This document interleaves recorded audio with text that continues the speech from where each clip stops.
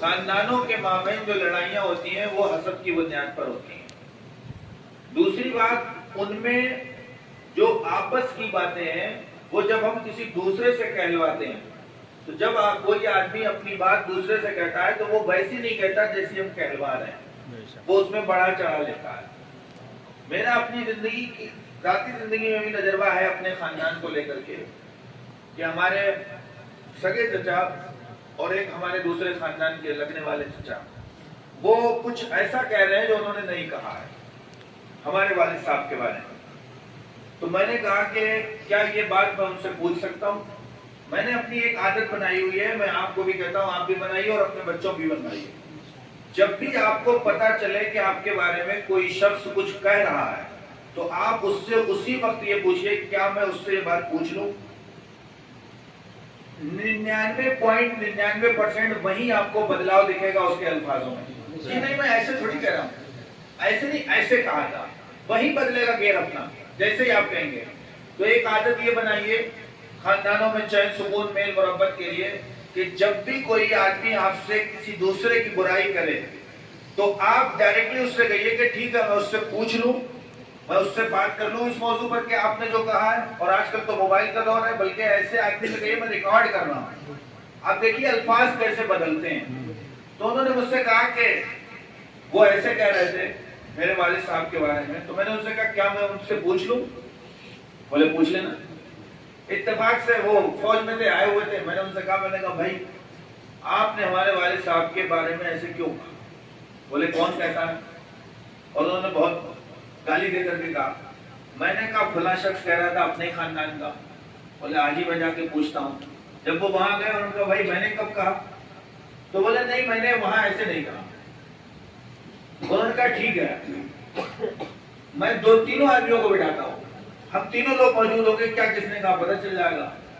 تو جب انہوں نے یہ کہا کہ اب چل کے وہاں کچھ باتیں، بولے نہیں وہ میرے منہ سے نکل گیا تھا۔ تو اس طرح بہت ساری چیزیں ہوتی ہیں جو لوگ باتوں کو بڑھاتے ہیں، بہتان بھی لگا دیتے ہیں، اور باتوں کے جو باتونی ہوتے ہیں نا وہ مزے لینے کے لیے جب باتیں کرتے ہیں تو وہ یہ نہیں دیکھتے اس سے کسی کی دل شکنی ہو رہی ہے، دل ٹوٹ رہے ہیں۔ دل جوڑنے والے بنیے، دل توڑنے والے مت بنیے۔ اللہ کے رسول صلی اللہ علیہ وسلم کا دریائے رحمت ایک دن جوش میں تھا اور آپ نے فرمایا مانگو عائشہ کیا مانگتی ہو۔ یہ حدیث شریف ہے، مانگو عائشہ کیا مانگتی ہو۔ تو اللہ کے رسول صلی اللہ تعالیٰ علیہ وسلم کا جب یہ دریائے رحمت جوش میں دیکھا تو پھر وہ حضرت عائشہ صدیقہ رضی اللہ تعالیٰ عنہ نے عرض کی کہ یا رسول اللہ اجازت ہو تو اپنے بابا سے مشورہ کر لوں۔ سبحان اللہ، اجازت ہو تو مشورہ کر لیں۔ آپ نے فرمایا ٹھیک ہے، مشورے کی بھی اجازت ہے۔ آپ سیدنا صدیق اکبر رضی اللہ تعالیٰ عنہ کی بارگاہ میں آئیں اور کہا کہ آج دریائے رحمت جوش میں ہے، اور اس سے کہا مانگو کیا مانگتی ہو۔ تو آپ نے کہا اے عائشہ جو میں بتاؤں گا اس میں میرا بھی حصہ رہے گا۔ اب یہ وہ والا باپ نہیں تھا دنیا کا کہتا کہ اور پہاڑ سونے کا بنوا دیا جائے۔ کہا کیا مانگنا ہے؟ کہا حضور نبی پاک صلی اللہ علیہ وسلم سے یہ عرض کرنا کہ شب معراج جو آپ کے اور اللہ کے مابین باتیں ہوئی ہیں اس میں سے جو باتیں مخفی ہیں، چھپی ہوئی ہیں، راز میں ہیں، کوئی ایک بات بتا دیں۔ مانگا بھی تو کیا مانگا۔ اب آپ حضرت عائشہ صدیقہ رضی اللہ تعالیٰ عنہ خوشی خوشی واپس آئیں اور حضور سے آ کر کے مانگ لیا کہ یا رسول اللہ مشورہ یہ ہوا ہے کہ آپ کوئی ایک بات بتا دیں جو شب معراج راز کی نیاز کی تھی آپ کے اور اللہ کے درمیان۔ تو آقا علیہ الصلوۃ والتسلیم نے ارشاد فرمایا کہ شب معراج جو راز و نیاز کی باتیں تھیں، لوگوں پر جو راز عیاں نہیں کیے گئے، اس میں سے ایک یہ تھا کہ اللہ نے مجھ سے فرمایا کہ اے محبوب آپ کی امت میں جو ٹوٹے ہوئے دلوں کو جوڑ دے گا جنت کے 8 دروازوں میں سے جس دروازے سے چاہے جنت میں داخل ہوگا۔ اب بتائیے ہم لوگ توڑتے ہیں یا جوڑتے ہیں؟ جی ہاں وہ اگلا پہلو ہے۔ اس کے بعد پھر جب وہ ان کو پتا چلا حضرت عائشہ صدیقہ رضی اللہ تعالیٰ عنہ آ کر کے چونکہ وہ حصہ تھا بتایا تو آپ بہت رونے لگے، بہت زیادہ آپ کو غم ہوا۔ تو حضرت عائشہ صدیقہ رضی اللہ تعالیٰ عنہ عرض کرتی ہیں کہ بابا جان آپ رو کیوں نہیں، تو بڑی خوش ہونے والی بات ہے۔ تو آپ نے فرمایا سکے کے 2 پہلو ہوتے ہیں، ایک تو یہ کہ کسی کا دل جوڑ دینے سے جنت کے 8 دروازے کھلے ہیں، اور اگر ہم نے توڑ دیا تو پھر عالم کیا ہوگا؟ تو ہم لوگوں نے توڑنا سیکھا ہے، جوڑنا نہیں سیکھا ہے۔ چھوٹی چھوٹی باتوں کے لیے ہم لوگ جو ہیں وہ دل میں کینہ، حسد، بغض لے کر رہتے ہیں۔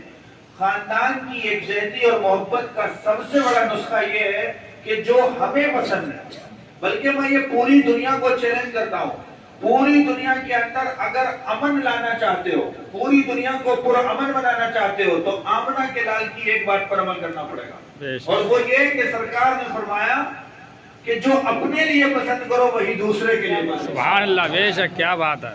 خاندان ہو، چاہے ملک ہو، چاہے پڑوسی ہو، چاہے رشتہ دار ہو، چاہے احباب ہو، چاہے دوست ہو، جب تک اس فارمولے پر قائم رہیں گے ان کے بیچ میں نفاق نہیں آ سکتا، دوستی مضبوط رہے گی، رشتے مضبوط رہیں گے، محبتیں قائم رہیں گی۔ کون سا فارمولہ؟ جو سرکار نے دیا، جو اپنے لیے پسند کرو وہی دوسرے کے لیے پسند کرو۔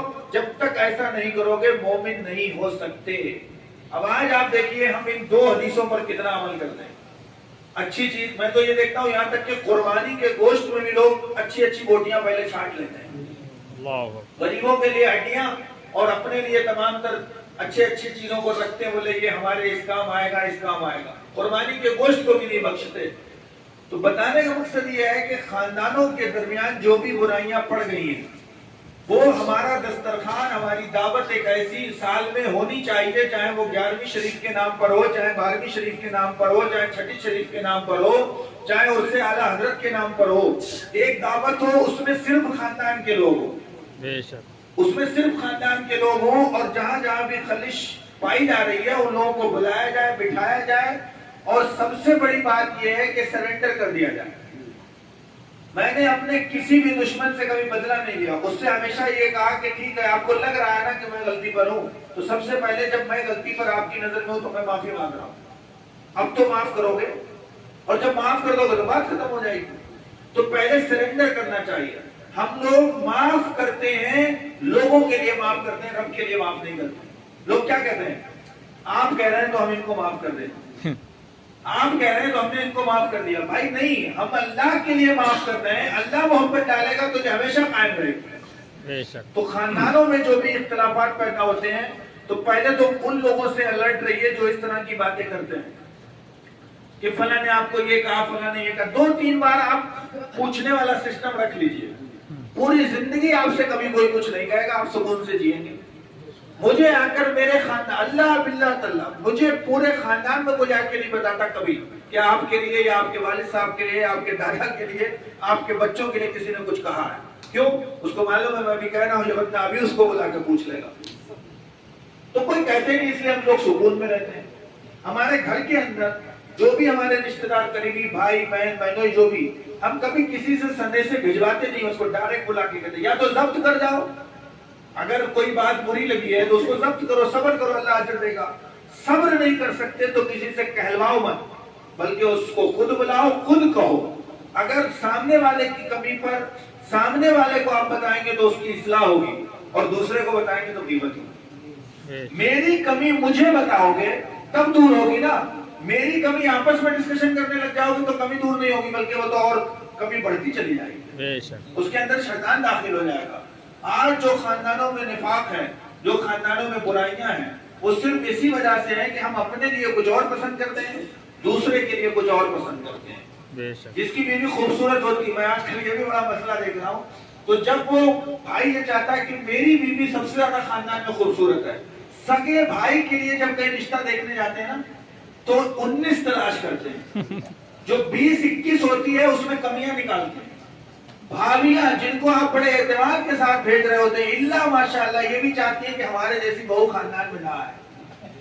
اب وہ بیچارہ دیور چکے، وہ تو دیکھنے نہیں جائے گا، وہ اسی پر متفق ہے کہ ہمارے لیے اچھا ڈھونڈا گیا ہوگا، تو پتہ یہ چلا ڈھونڈنے گئے تھے چاند کا ٹکڑا اور لے کر آئے الٹا تمام۔